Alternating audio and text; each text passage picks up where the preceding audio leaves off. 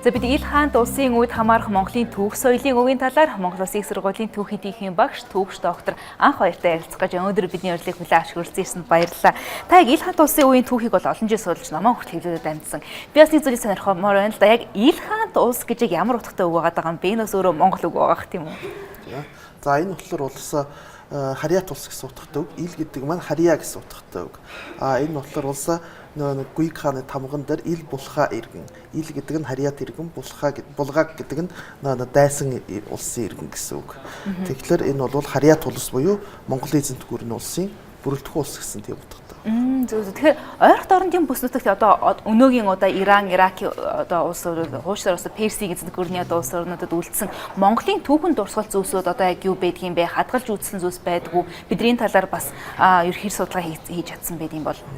За тэгэхээр энэ дэр бол улс Иран гэдэг маань өөрөө Персийн соёл иргэншлийн агуу том голомт тийм өв нутаг дэлхийн соёл иргэншлийн түүхэнд ч тод улмаар үлдээсэн.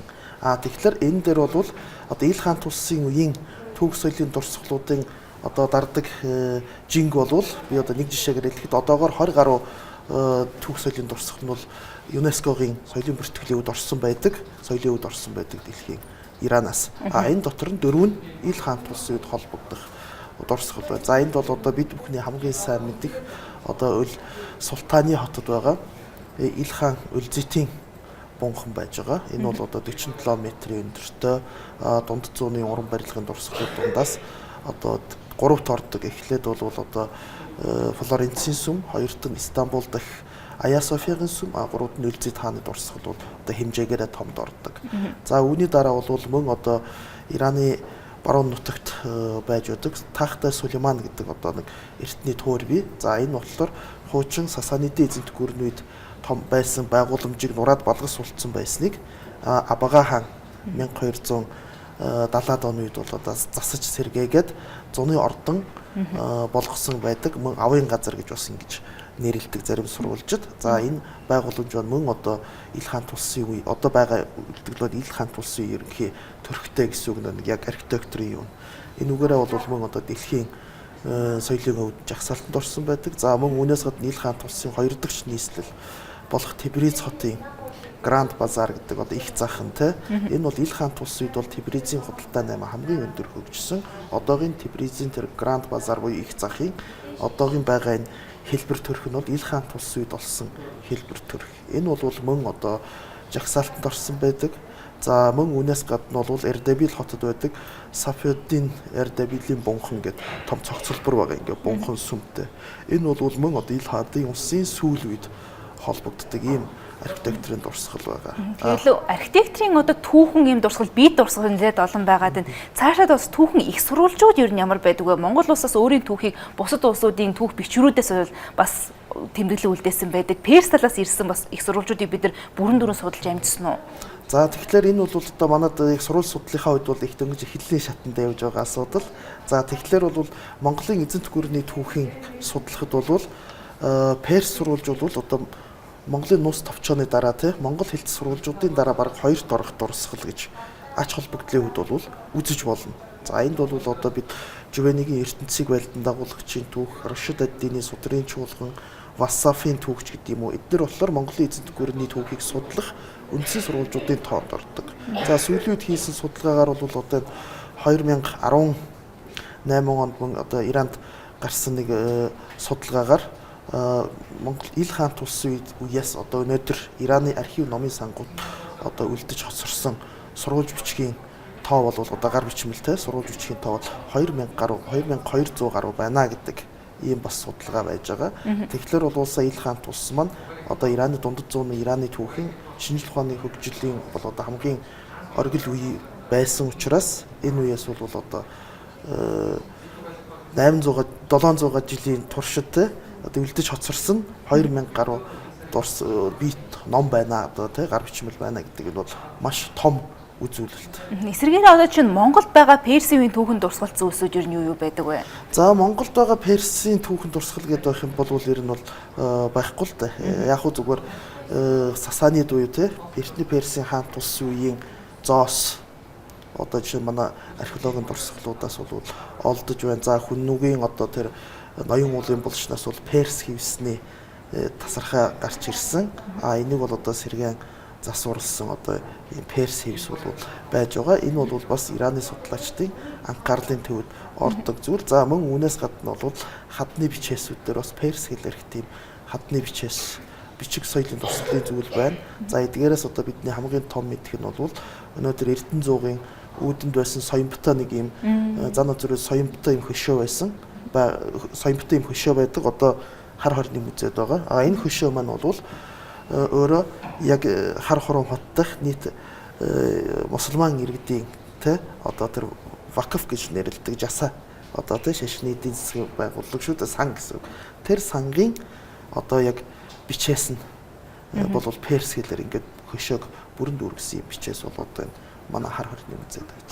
Тэгэхээр хуучны Перс одоогийн одоо Иран улс тэгээ Монгол улс хоёрын хоорондын юм түүх соёлын нэлээд юм хамтран холбоо бол байгаад байна л да. Гэтэл орчин үед яг энийг бол хадгалжуулж чадсан уу? Дээрээс нь бас энийг бас нэг контекстээр баяжуулмаар байгаа нь Иран одоо жишээ нь Исламын улс бүлэглэлийн эсрэг бас пропаганда бол хийж явахдаа тийм кампанит ажлын хувьд хийж явахдаа Монголын нэрийг бас дурдж эсэнд хөрөнгөлөлтөд бас холбон тайлбарлаж исэн санагдаж байна. За тэр үед ч гэсэндээ бас Монголын талаас хүсэлт явуулж Монголын нэрийг асуулж исэн. Одоо яг одоо сүүлийн өдрүүд өрнөд байгаа нөхцөл байдлыг дагаад бас дахиад Монголын асуудал бусад улс орнуудтай хөндөгдөд эхлэх шиг боллоо. Орчин үеийн харилцааг энэ хуучин түүх ямар нэгэн байдлаар нөлөөлөх үү? Ер нь бас дипломат байдлаар бас хүсэлт гарах ёстой юм болов уу?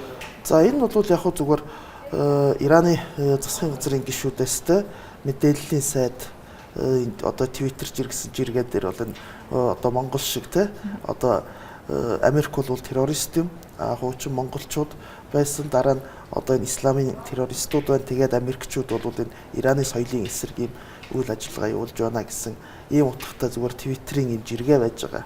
Гэхдээ энэ бол сайдын байр суурь Ираны төрийн байр суурь гэхээс илүү нэг хувь хүний байр суурь гэдэг утгаар бол бид авч үзэх хэрэгтэй гэж бодож байгаа. Өнөөдрийн улсад түүхэнд бол хүннүгүй яснаас бидэнд харилт одоо торгоны замын тэ худалдааны өргөн харилцаа байсан. Монголын эзэнт гүрний бүрэлдэхүүнд бол өнөөгийн Ираны нутаг тэ тэр чигтээ одоо бүрэн орсон байсан тэ ил хаант улс маань бол одоо Персид буюу Иранд байгуулагдсан улс шүү дээ. Тэгэхээр бидэнд бол түүх соёлын бол асар их одоо юм холбоо болвол байж байна. Үүн дээр орчин үеийн харилцаа маань бол яг туйлын хангалтгүй байгаа. Улс төрийн харилцаа бол сайн байгаа. Одоо 2012 онд бол тухайн үеийн Монгол улсын ерөнхийлөгч Элбэгд орж айлчлалаа. За үүний дараа бол гадаад хэргийн сайд Прусерэн айлчилсан. За мөн Ираны гадаад хэргийн дэд сайдын төвшөнд бол мөн одоо Монголд айлчлалууд бол явагдсан байж байгаа. За өнөөдөр бол улс төрийн хувьд бол харилцаа асуудалгүй. Эдийн засгийн хувьд бол яг одоо бид бүхний мэдхээр одоо тийм Монголын мах экспортлох сонирхолтой энэ дээр бас тодорхой хэмжээний ахиц дэвшил гарчаад байгаа. Тэгэхээр та бас Иранд бас суралцаж өөрийн судалгааны ажлыг бас хийж исэн гэж би уншижсэн юм байна. Яг таныг суралцаж байх үеийн Иран за цаашаад бас Америк нэгдсэн улстай маргалдаж бас эдийн засгийн хориг одоо тавигдсанаас хойш Иран хоёрын хоорондын одоо ялгаа одоо гарсан болов хэр өөрчлөгдсөн ба сүүлийн үед очсон уу? Дээрээс нь та бас улс төрийн харилцаа сайн гэж ярьж байлаа. Гэтэл Америк нэгдсэн улс Ирантай харилцаатай байдаг улс орнуудын эсрэг бас хориг тавиад байгаа. Монголын хувьд бол Америк нэгдсэн улс 3 дахь хүрсэн гэж явдаг. Тэгэхээр энэ динамикийг тайлбарлаач. Энэ дээр бол Америк нэгдсэн улс Ирантай харилцдаг улсууд хориг тавиагүй. Энэ бол хөвсгөлт гвардыг та холбоотой.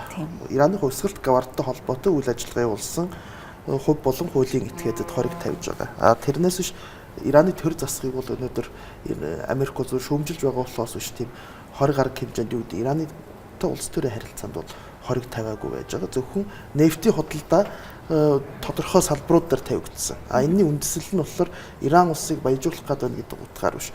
Хөөсгөлт гвардыг санхүүжүүлээд байна гэдэг үндэслэлээр тавьсан учраас өнөөдөр бол Монгол улс Ираны хоорондох тэр харилцаа бол улс төрийн харилцаа, найрсаг харилцаа явж явахад бол энэ бол манай 340 хөрш болох Америк нэгдсэн улсаас ч гэсэн ямар нэгэн тийм эгдвцэх бол шаардлага бол байхгүй. Энэ бол дипломат харилцаатай улс хооронд болгоод явдаг зүйл. Зөвхөн харин хөөсгөлт гвардтай холбоотой харилцаа байж болохгүй.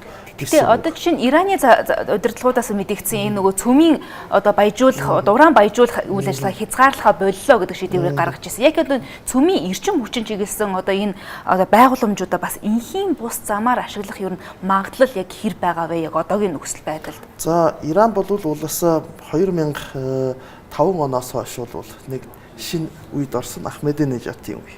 Ахмединежатын өмнөх үед бол харьцангуй баруунтай ойртох, ойлголцох харилцаагаа өргөжүүлэх 20 гаруй хэмжээг цуслуулахтай ийм бодлоготой байсан бол Ахмединежад бол өөрөө бас хувьсгалт гвардийн эрх ашигыг бол илэрхийлж гарч ирсэн ийм нэр дэвшигч байсан учраас энэ үеэс бол тэр Америкийн эсрэг бол хурц бодлого баримталдаг болж эхэлсэн. Тэгэхээр энэ үйл явц маань одоо тэр цөмийн хөтөлбөрийг одоо хөөргөдөх ийм юу болж ирсэн. За тэгэхээр Ахмединежатын энэ бодлого нь 2013 он хүртэл энэ бодлого дээр бол бас ард түмэнд бол таалагдаагүй нэгдүгээр энэ бодлого, хоёрдугаар сүүлдээ бүр шашны Ираны дээд удирдагчийн хүртэл бас зарим болгоомжлолыг төрүүлсэн учраас Руханигийн энэ засгийн газар гарч ирсэн. Энэ Руханигийн засгийн газар үед бол барууны өмнө үүрэг хүлээсэн.